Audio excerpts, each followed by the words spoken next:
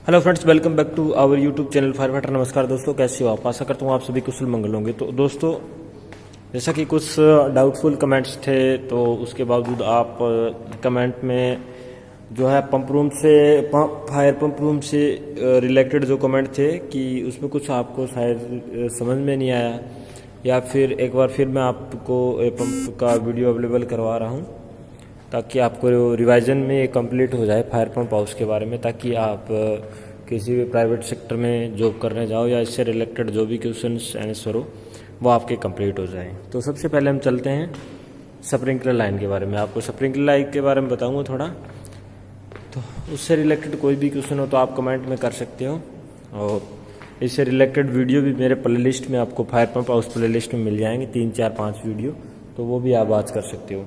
तो अभी मैं आपको बताता हूँ कि ये जो स्प्रिंकलर लाइन होती है, यानी किसी भी बिल्डिंग, हॉस्पिटल्स, मॉल्स वगैरह में कोई भी स्प्रिंकलर लाइन जब उसको इंस्टॉल किया जाता है तो उससे स्प्रिंकलर लाइन पे 2 पंप दिए जाते हैं, एक जोकी दिया जाता है, एक मैन पंप दिया जाता है, और कैपेसिटी और उनकी पावर जो होती है वो अकॉर्डिंग टू हाइट के हिसाब से, अकॉर्डिंग टू आउटपुट के हिसाब से दी जाती है।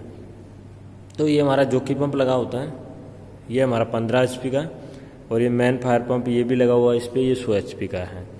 तो जब भी ये यहाँ से अपने स्प्रिंकलर लाइन को, मतलब अगर उसको यूज़ करते हैं कहीं भी स्प्रिंकलर लाइन में कोई स्प्रिंकलर फटता है, फायर फाइटिंग होती है, तो ये यहाँ से आउटपुट करता है। और ये अभी प्रेशर आप मेंटेन देख सकते हो, 7.5 kg पे प्रेशर मेंटेन है। और जब भी ये पंप को ऑन करते हैं तो ये पूरा प्रेशर 8 kg मेंटेन हो जाता है। ऑटो में डालते हैं ना, तो ये 8 kg पे हम इसका प्रेशर रखते हैं। उसके अकॉर्डिंग जब भी ये सेम स्प्रिंकलर लाइन, ये गोंग बेल अलार्म लगी है और ये दोनों प्रेशर गेज लगे होते हैं, तो ये इसी लाइन की ड्रेन वाल्व है। तो ये लाइन यहाँ से आउटपुट हो जाती है, और ये जो मैन ऊपर आपको हाइट पे जो लाइन दिख रही है बड़े वाली, डिस्चार्ज हेडर इसको बोलते हैं। नीचे का पानी जो भी सक्शन के बाद पंप है वो डिस्चार्ज हेडर में डालता है, और डिस्चार्ज हेडर से डिवाइडिंग होती है लाइन, तो उस लाइन में चला जाता है। डिस्चार्ज के हेडर के बाद जो वापस उस टैंक की तरफ जा रही है 4 इंच की जो लाइन है वो ड्रेन लाइन है, रिसर्कुलेशन लाइन बोल सकते हैं उसको। तो उसको इसके माध्यम से पंप को जब हम कंटिन्यू चलाते हैं 5-4-2 मिनट डेली, तो उसके लाइन के माध्यम से उसको रिसर्कुलेशन करते हैं। उसके बाद जो लाइन है फर्स्ट, वो राइजर की लाइन है। इसके माध्यम से पूरी बिल्डिंग के राइजर में पानी की सप्लाई होती है। उसके बाद आउटर लाइन के जो यार्ड हाइडेंट है उसकी लाइन है, उसके माध्यम से वो लाइन पूरी चार्ज रहती है। तो ये था आउटपुट का। अभी इनपुट का थोड़ा आपको बताते हैं कि शुरुआत जो लाइनिंग होती है वो कैसी होती है। तो ये अभी ऊपर आपको वाटर टैंक है, फायर वाटर टैंक, जिसकी कैपेसिटी ये सेंटर के एल उसकी है। तो सबसे पहले जो पानी है टैंक में है, टैंक से पानी जब पंप सेक्शन करता है तो सेक्शन हेडर में पानी आता है। सेक्शन हेडर के बाद जब पंप प्राइमिंग करता है तो पंप है वो इस पाइप के माध्यम से सेक्शन करता है। तो उसके बीच में एक दो आता है 150 mm का लगा होता है स्टेनर, जिसको हम स्टेनर बोलते हैं।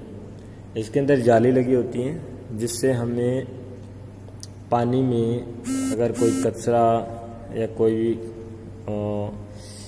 प्लास्टिक वगैरह का कोई भी मटेरियल अगर इसमें आता है, कंक्रीट वगैरह, तो वो उस जाले में फंस जाता है। और उसका जो PPM के अकॉर्डिंग उसको हम क्लीनिंग करते हैं, तो उसको क्लीनिंग किया जाता है।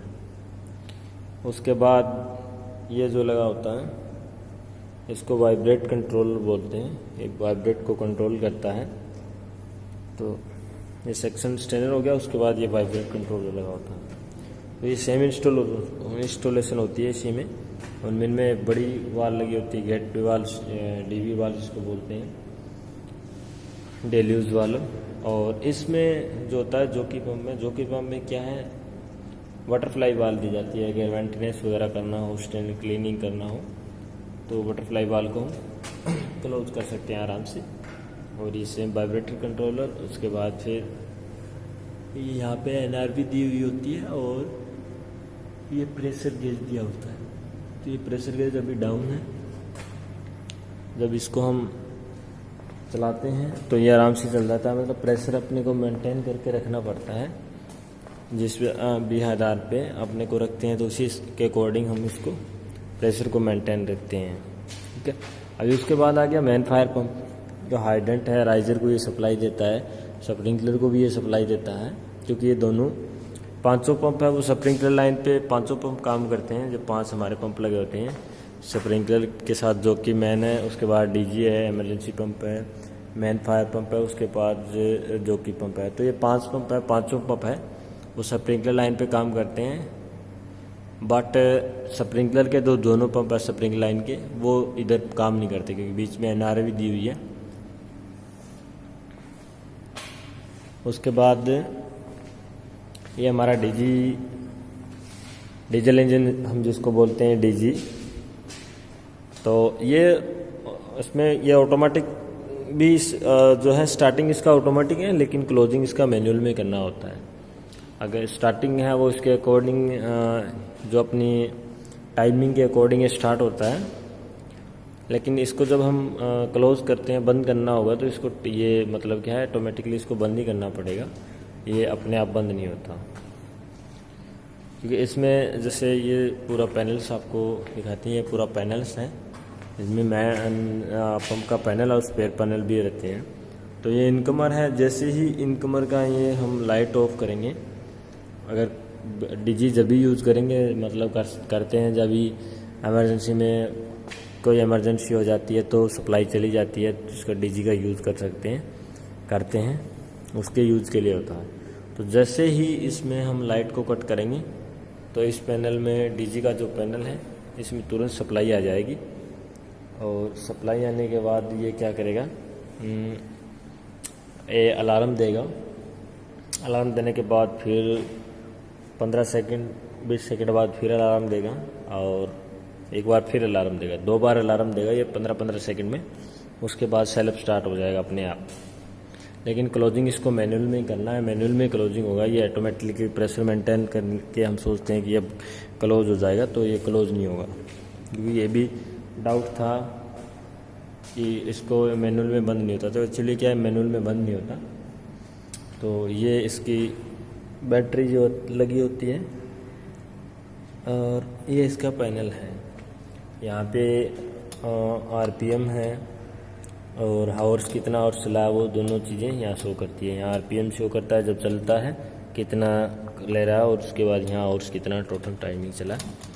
तो ये नॉर्मली है, इसको हम जैसे ही सेलेक्ट मारेंगे तो ये स्टार्ट हो जाएगा। और इसके बाद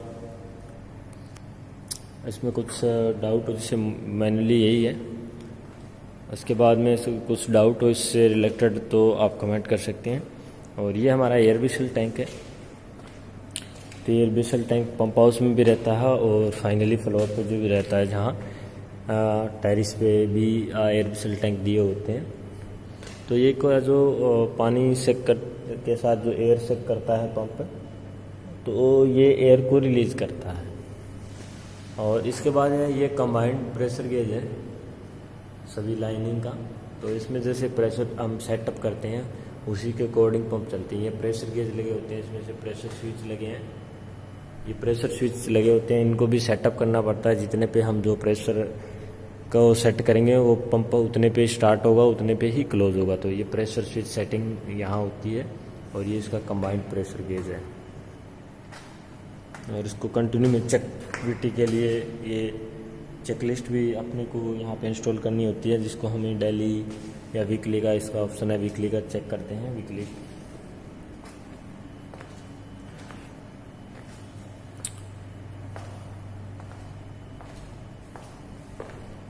तो ये जो यहाँ डाली हुई है पूरी नाइन की नीचे की लाइन को पूरी खाली करने के लिए ये ड्रेन लाइन डाली हुई है। तो इसे नॉर्मल फंडामेंटल जो है पंप हाउस के बारे में, क्योंकि आपने अगर पहली बार पंप हाउस का आप विजिट करते हो तो बहुत ज़्यादा प्रॉब्लम्स होती है, आपको समझ में नहीं आता। बट तो उसी के लिए वीडियो अपलोड कर रहा हूँ ताकि आपको समझ में आ जाए मेन जानकारी, और उसके बाद आप अपना सीख जाओ। तो यही था आज का वीडियो, और अगर आपको अच्छा लगे तो चैनल को शेयर करें, सब्सक्राइब करें, लाइक करें, कमेंट करें और बताएं आपको वीडियो कैसा लगा। जय हिंद, जय भारत।